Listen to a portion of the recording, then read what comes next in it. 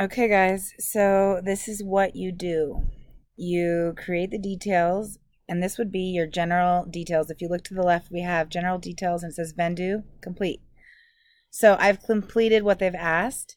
So now what I do is I hit eBay, and it kind of changes things a little bit, maybe more towards eBay. Make sure you go through it and make sure it's all correct. It's a fixed price. Good till canceled. This is the buy it now. I'm allowing best offer. You see how this is all set up to eBay? And when you're done, you hit list on eBay. I still have to add more photos, but I just wanted to get like a general idea of how this works.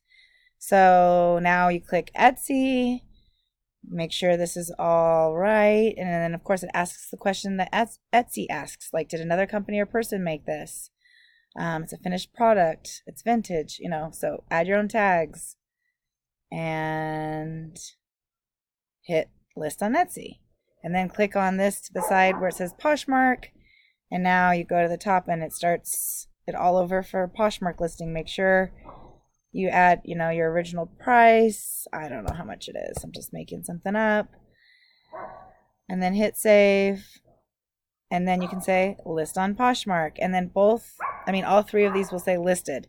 So I haven't done it yet. Like I said, I need to add more photos, but seems pretty easy, guys. You do your general and then you just push it to the other three places. And then you click back to inventory, and this shows you all the items that you have listed sorted by date.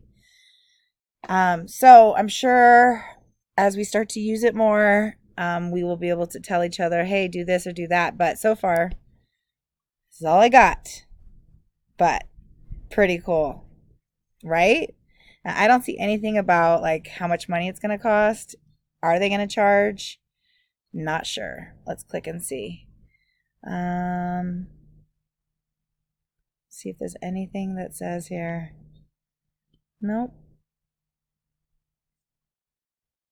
All right. That's it.